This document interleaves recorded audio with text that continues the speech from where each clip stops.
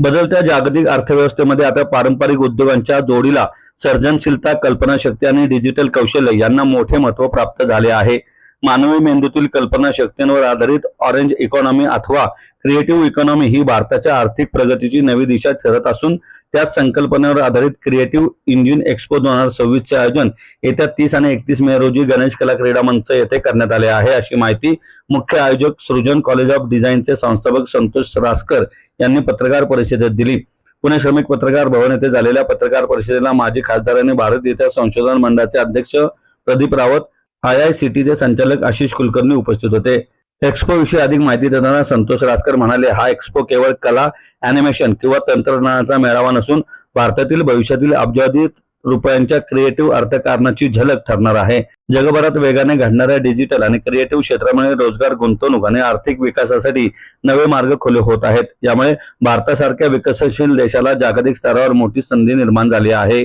सध्या जागतिक स्तरावर ऑरेंज इकॉनॉमीचा वाटा GDP मध्ये सातत्याने वाढत असून animation, gaming, VFX, digital design, virtual reality, artificial intelligence आधारित क्रिएटिव्ह सोल्युशन्स यासारख्या क्षेत्रामध्ये मोठी आर्थिक उलाढाल होत आहे. केंद्र सरकारनेही डिजिटल आर्ट आणि क्रिएटिव्ह इंडस्ट्रीला राष्ट्रीय आर्थिक प्रगतीचा महत्त्वपूर्ण घटक म्हणून मान्यता दिली आहे. पंतप्रधान नरेंद्र मोदी यांनी भारताला जागतिक क्रिएटिव्ह इकॉनॉमीचे केंद्र बनवण्याचे विजन मांडले असून त्यासाठी विविध धोरणात्मक पावले उचलली जात आहेत. IITचे डायरेक्टर आशिष कुलकर्णी यांनी ही माहिती दिली.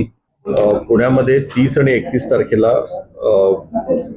AVGC XR एक्स्पो आपण करतोय आणि याच्यामध्ये साधारणपणे 35 कंपनीज पूर्ण भारतातून येणार आहेत.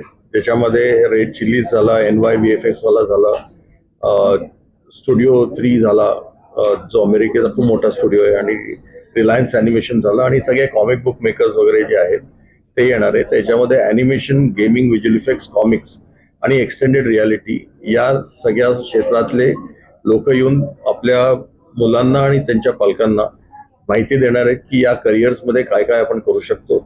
आणि आत्ता महाराष्ट्राचा जो AVGC XR पॉलिसी आहे आणि क्रिएट इन इंडिया मिशन जी आहे नॅशनल लेवलवरती, आणि कॉन्टेंट क्रिएशन लॅब्स ज्या बनणार आहे त्याच्या पार्श्वभूमीवरती आपण हा कार्यक्रम घेतो आहे. त्याच्यामध्ये करिअर्स कसे बनवता येतील, त्यांना कुठल्या कुठल्या एरियाजमध्ये स्पेशलायझेशन करता येईल, आणि ते बिझनेस टाकायचा असेल तर कशा प्रकारचा बिझनेस टाकू शकतात याच्यावरती आपण त्यांना मार्गदर्शन करण्यासाठी हा कार्यक्रम ठेवलेला आहे.